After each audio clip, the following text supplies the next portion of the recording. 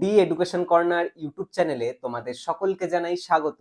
আজ আমি West Bengal primary TET এবং আপার প্রাইমারি টেট এক্সামের child development and pedagogy subject থেকে যেই বিষয়টি তোমাদের সাথে আলোচনা করব সেটি হলো প্রগতিশীল শিক্ষা বা প্রোগ্রেসিভ এডুকেশন। তাহলে আর দেরি না করে ভিডিওটি শুরু করা যাক। এখানে আমরা শুরুতেই স্ক্রিনে দেখতে পাচ্ছি, আমরা আজকে যে টপিকটি পড়বো সেটি হলো প্রোগ্রেসিভ এডুকেশন, যাকে বাংলায় বলা হয় প্রগতিশীল শিক্ষা। এই প্রগতিশীল শিক্ষা বলতে আমরা কি বুঝি সেটা শুরুতে আমরা দেখে নিচ্ছি। প্রগতিশীল শিক্ষা হলো এমন এক শিক্ষা পদ্ধতি যেখানে শিক্ষার্থীদের বাস্তব জীবনের জন্য উপযুক্ত করে তোলার জন্য কাজ ও অভিজ্ঞতার মাধ্যমে শিক্ষা দেওয়া হয়। Progressive education is a method of teaching that prepares students for real life through practical experience and activities. প্রগতিশীল শিক্ষা হচ্ছে বেসিক্যালি বাধা ধরা যে শিক্ষা পদ্ধতি রয়েছে বা গতানুগতিক যে শিক্ষা পদ্ধতি রয়েছে তার চরম বিরোধী। প্রগতিশীল শিক্ষা শিক্ষার্থীদের শুধু ডিগ্রি অর্জন করা বা জ্ঞান অর্জন করার পরিবর্তে শিক্ষার্থীদের বাস্তব অভিজ্ঞতা ভিত্তিক শিক্ষাদানের কথা বলে, যেখানে শিক্ষার্থীরা অ্যাক্টিভিটিসের মাধ্যমে হাতে কলমে বিভিন্ন কাজে কর্মদক্ষতা অর্জন করবে, যাতে তারা তাদের জীবন জীবিকা তারা অর্জন করতে পারে।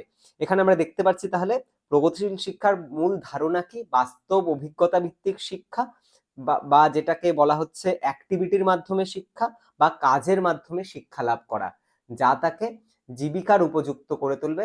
পুঁথিগত বিদ্যার পরিবর্তে এখানে বাস্তব অভিজ্ঞতা কেন্দ্রিক বা বাস্তব জীবনের উপযুক্ত শিক্ষা প্রদানের ওপর বেশি গুরুত্ব আরোপ করা হয়। প্রোগ্রেসিভ এডুকেশনের জনক হলেন জন ডিবি। তাহলে প্রোগ্রেসিভ এডুকেশনের জনক কাকে বলা হচ্ছে? প্রোগ্রেসিভ এডুকেশনের জনক বলা হচ্ছে জন ডিবিকে। জন ডিবি 1898 খ্রিস্টাব্দে আমেরিকার শিকাগো শহরে ল্যাবরেটরি স্কুল তৈরি করেন, যেখানে এক্সপেরিমেন্টের মাধ্যমে কিভাবে শিক্ষা দেওয়া হবে সেটা সেখানে দেখানো হয়েছিল বা সেটা করা হতো। এই ল্যাবরেটরি স্কুলকে সংক্ষেপে ল্যাব স্কুল বা অ্যাক্টিভিটি স্কুলও বলা হয়। বর্তমানে যে বিভিন্ন অ্যাক্টিভিটি বেস স্কুলগুলো তৈরি হচ্ছে সেগুলো কিন্তু এই জন ডিবির যে ল্যাব স্কুল বা ল্যাবরেটরি স্কুল রয়েছে তার উপর ভিত্তি করে তৈরি হচ্ছে। তাহলে আমরা এখানে বলতে পারি প্রোগ্রেসিভ এডুকেশন কি? প্রোগ্রেসিভ এডুকেশন হচ্ছে যেখানে শিক্ষার্থীদের বাস্তব অভিজ্ঞতা কেন্দ্রিক শিক্ষা দেওয়া হচ্ছে বা বাস্তব জীবনের উপযুক্ত শিক্ষা দেওয়া হচ্ছে, কর্ম অভিজ্ঞতার মাধ্যমে যেখানে শিক্ষার্থীরা জ্ঞান লাভ করছে। এবং এই প্রগতিশীল শিক্ষার জনক হলেন জন ডিবি, যাকে আমরা একজন প্র্যাগমাটিস্ট ফিলোসফার, বা যাকে আমরা বলতে পারি একজন প্র্যাগমাটিজমের একজন ধারক বা বাহক। এই যে প্রগতিশীল শিক্ষা তার কিছু এখানে কি ফিচার্স দেওয়া রয়েছে, যেমন লার্নিং বাই ডুইং এর উপর ফোকাস করছে, রিয়েল লাইফ এক্সপিরিয়েন্সের উপর ফোকাস করছে, শিক্ষার্থীদের মধ্যে ক্রিটিক্যাল থিঙ্কিং ডেভেলপমেন্ট করার উপর ফোকাস করছে, শিক্ষার্থীদের হলিস্টিক ডেভেলপমেন্টের উপর ফোকাস করছে। তাহলে এই যে প্রোগ্রেসিভ এডুকেশন, যেটা লার্নিং বাই ডুইং এই কনসেপ্টের উপর বিশ্বাস করে, রিয়েল লাইফ এক্সপিরিয়েন্স অর্থাৎ বাস্তব কেন্দ্রিক শিক্ষার উপর বিশ্বাস করে, শিক্ষার্থীদের ক্রিটিক্যাল থিঙ্কিং অর্থাৎ ক্রিটিক্যাল যে চিন্তন রয়েছে তার উপর ফোকাস করে, এবং শিক্ষার্থীদের হলিস্টিক ডেভেলপমেন্ট বা সর্বাঙ্গীন বিকাশের উপর কিন্তু ফোকাস করছে। এখানে একটা লাইন রয়েছে যেটা প্রোগ্রেসিভ এডুকেশন সম্পর্কে খুবই খুবই একদম খুবই ভালো একটা কোটের লাইন আমরা বলতে পারি, education for life not just for exam. খুব দারুণ এখানে এই লাইনটা, যে এডুকেশন ফর লাইফ, শিক্ষা হলো জীবনের জন্য, নট জাস্ট ফর এক্সাম, শুধুমাত্র ওই কোনো ক্লাসের বা কোনো কোর্সের পরীক্ষার জন্য কিন্তু এডুকেশন বা শিক্ষা না। শিক্ষা হলো সেটাই যেটা আমাদের জীবনের সাথে রিলেট করবে, শুধুমাত্র একটা পরীক্ষা বা একটা এক্সামের সাথে রিলেট করবে না। এরপর আমরা প্রোগ্রেসিভ এডুকেশনের বিভিন্ন ক্যারেক্টারিস্টিক্স গুলো আছে সেগুলো এক এক করে আমরা আলোচনা করে নিচ্ছি। প্রোগ্রেসিভ এডুকেশনের প্রথম যে ক্যারেক্টারিস্টিক্স বা বৈশিষ্ট্য যেটা আমরা আলোচনা করব সেটা হচ্ছে learning by doing. Learning by doing এখানে কি বোঝাচ্ছে? কাজের মাধ্যমে শিক্ষা। এখানে আমরা দেখতে পাচ্ছি একটা শিক্ষার্থীর ছবি রয়েছে, সে একটা ফুল গাছ, একটা গাছ নিয়ে আছে এবং জল নিয়ে আছে। তো এখানে সেই শিক্ষার্থীকে হাতে কলমে কাজের মাধ্যমে শিক্ষাদানের উপর গুরুত্ব দেওয়া হবে। Learning takes place through activities and practical work, কার্যকলাপ ও বাস্তব কাজের মাধ্যমে শিক্ষা অর্জিত বা জ্ঞান অর্জন করা হবে। এখানে তাহলে শিক্ষার্থীর লার্নিং বাই ডুইং, হাতে কলমে কাজের মাধ্যমে শিক্ষাকে গুরুত্ব দেওয়া হচ্ছে। এরপর আমরা 2 নম্বর ক্যারেক্টারিস্টিক্সটি আলোচনা করব, প্রবলেম সলভিং মেথড বা সমস্যা সমাধানমূলক শিক্ষা। জন ডিউই কিন্তু এই সমস্যা সমাধানমূলক শিক্ষণের কিন্তু জনক ছিলেন। এই সমস্যা সমাধানমূলক শিক্ষণের উপর ভিত্তি করেই কিন্তু বর্তমানের যে আমরা প্রজেক্ট মেথড বা প্রকল্প পদ্ধতি পাই সেটা গড়ে উঠেছে। প্রজেক্ট মেথড বা প্রকল্প পদ্ধতি কিন্তু তৈরি করেছিলেন আবার WH কিলপ্যাট্রিক এবং স্টিফেনসন দুজন মিলে। কিন্তু এই প্রকল্প পদ্ধতি গ্রহণ করা হয়েছিল কিন্তু প্রবলেম সলভিং মেথডের উপর ভিত্তি করে। প্রবলেম সলভিং মেথডে কিসের উপর ফোকাস করা হবে? Student solve problems and gain knowledge. শিক্ষার্থীরা সমস্যা সমাধানের মাধ্যমে জ্ঞান অর্জন করবে। তাহলে সমস্যা সমাধান পদ্ধতি শিক্ষার্থীদের বাস্তব জ্ঞান অর্জনের উপর ফোকাস করছে। শিক্ষার্থীরা এখানে কি করবে? এখানে শিক্ষার্থীদের বিভিন্ন সমস্যা প্রদান করা হবে। কিছু কিছু সমস্যামূলক সিচুয়েশন শিক্ষার্থীদের সামনে ক্রিয়েট করা হবে। শিক্ষার্থীরা সেই সমস্যাগুলোকে সলভ করে তারা জ্ঞান অর্জন করবে। এরপর আমরা ৩ নম্বর পয়েন্টে আলোচনা করব, সেটি হচ্ছে লাইফ লং লার্নিং বা জীবনব্যাপী শিক্ষা। Learning continuous through out life. শেখার প্রক্রিয়া সারা জীবন চলতে থাকে। আমরা কিন্তু এখানে আলোচনা করলাম, আগেই বলেছি যে প্রোগ্রেসিভ এডুকেশন শুধুমাত্র এক্সামের জন্য বা একটা পরীক্ষার জন্য শিক্ষার্থীকে প্রিপেয়ার করবে না, শিক্ষার্থীকে তার জীবনের জন্য প্রিপেয়ার করবে, তার তার জীবনের উপযুক্ত করে তুলবে। ঠিক আছে, তাকে বাস্তব অভিজ্ঞতা কেন্দ্রিক তাকে শিক্ষা প্রদান করবে। তাই এই ধরনের শিক্ষা, যে প্রোগ্রেসিভ এডুকেশন যেই শিক্ষা প্রদানের কথা বলে, সেই শিক্ষা শিক্ষার্থীদের সারা জীবন ব্যাপী কিন্তু দরকার পড়বে বা কাজে লাগবে। তাই এটি জীবনব্যাপী শিক্ষার উপর ফোকাস করছে। এরপর যেই পয়েন্টটি আমরা আলোচনা করব সেটি হচ্ছে ৪ নম্বর পয়েন্ট, যেটাকে আমরা বলছি গ্রুপ ওয়ার্ক বা কোলাবোরেটিভ লার্নিং, যেটাকে দলগত শিক্ষা বলা যায়। এখানে আমরা ছবিতে দেখতে পাচ্ছি ৪ জন শিক্ষার্থীর ছবি এখানে রয়েছে। তারা নিজেদের মধ্যে কাজের মাধ্যমে কিন্তু কোনো একটি বিষয়ে তারা জ্ঞান লাভ করছে। এখানে লেখা রয়েছে students learn by working together. দলগতভাবে কাজ করার মাধ্যমে শিক্ষার্থীরা শেখে।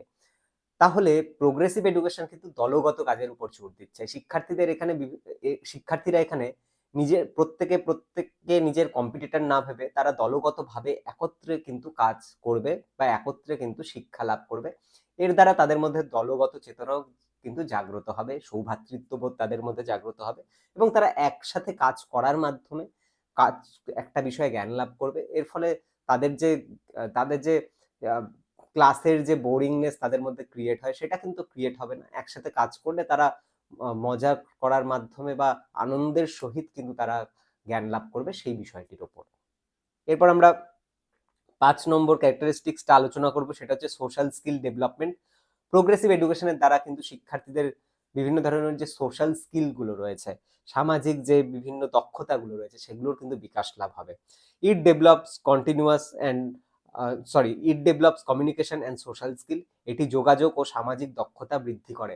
আমাদের জীবনে চলার পথে বা জীবনে বাঁচার জন্য কিন্তু বিভিন্ন সামাজিক গুণাবলীগুলো কিন্তু আমাদের মধ্যে বিকশিত করতে হয় বা আমাদের কিন্তু এই সমাজে বসবাস করতে হয়। তাই সামাজিক বিভিন্ন রীতিনীতি, সামাজিক বিভিন্ন কৃষ্টি, সংস্কার বা সংস্কৃতি, এগুলো কিন্তু আমাদের মধ্যে কিন্তু প্রভাব বিস্তার করে।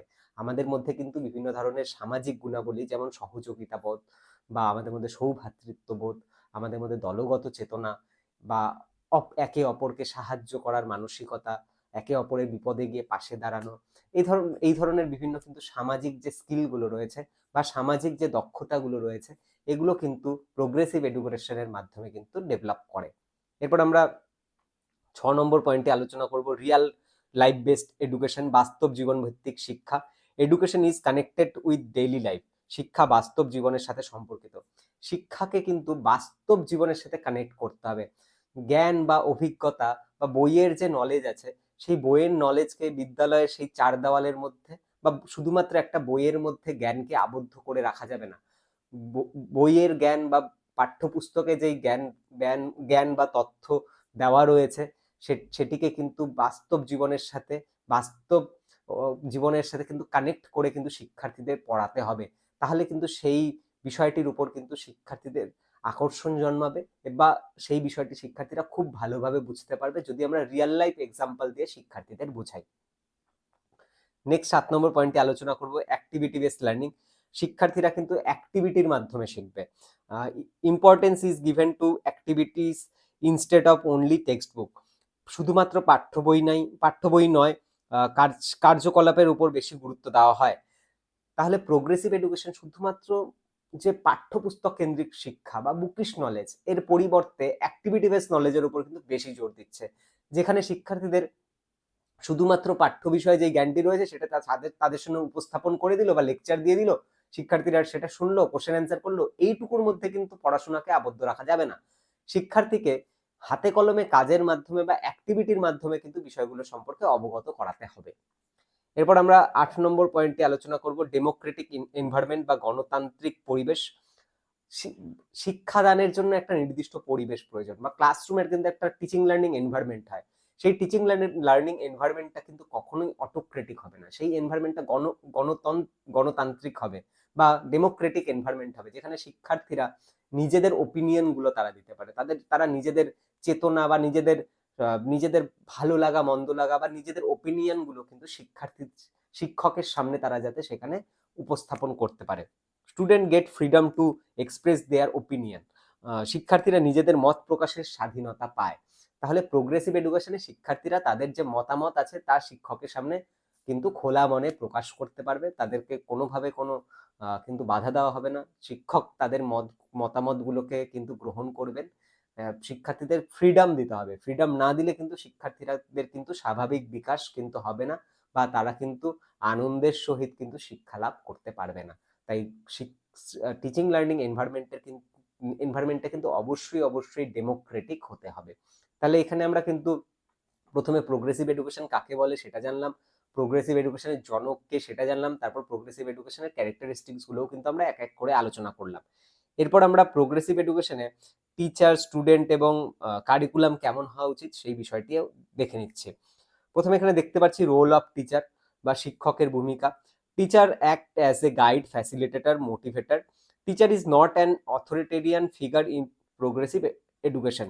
শিক্ষক একজন পথপ্রদর্শক, সহায়ক, প্রেরণাদাতা হিসাবে কাজ করবেন। শিক্ষক এখানে কর্তৃত্বশালী নন।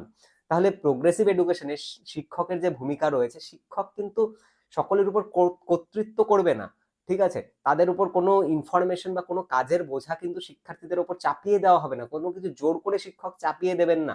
শিক্ষক শিক্ষার্থীদের গাইড করবেন, তাদের প্রয়োজনীয় সাহায্য প্রদান করবেন যখন যেটা দরকার হয়। শিক্ষকের ভূমিকা হবে ফ্যাসিলিটেটরের বা একজন গাইডের, যারা যে শিক্ষার্থীকে সবসময় তাদের শিক্ষার্থীর সবসময় শিক্ষক পাশে থাকবেন শিক্ষার্থীর প্রয়োজন অনুসারে। এরপর আমরা দেখবো রোল অফ স্টুডেন্ট। স্টুডেন্টের কেমন রোল হবে? Students are active participant in the learning process. শিক্ষার্থীরা শেখার প্রক্রিয়ায় সক্রিয় অংশগ্রহণকারী। তাহলে যে টিচিং লার্নিং এনভায়রনমেন্টটা থাকবে বা শিক্ষণ যে সিচুয়েশনটা থাকবে, সেখানে কিন্তু শিক্ষক যেমন শিক্ষার্থীদের গাইড করবে, ফ্যাসিলিটেট করবে, তার পাশাপাশি কিন্তু শিক্ষার্থীকে অবশ্যই অ্যাক্টিভ থাকতে হবে। শিক্ষার্থীকে শুধুমাত্র প্যাসিভ লার্নার হয়ে থাকলে হবে না, শিক্ষার্থীকে ক্লাসরুমের যে কার্যকলাপ রয়েছে সেখানে শিক্ষার্থীকে অ্যাক্টিভলি পার্টিসিপেট করতে হবে, তাকে সক্রিয়ভাবে বিভিন্ন কাজগুলোকে সম্পাদন করতে হবে। তাহলে এখানে শিক্ষার্থীর যে রোল হবে সেটা অবশ্যই অ্যাক্টিভ থাকবে, প্যাসিভ থাকবে না। এরপর আমরা দেখব প্রোগ্রেসিভ এডুকেশনের কারিকুলাম ঠিক কেমন হবে। Curriculum should be flexible and based on the needs and interest of the child. পাঠ্যক্রম নমনীয় হবে এবং শিশুর চাহিদা ও আগ্রহের উপর ভিত্তি করে হবে।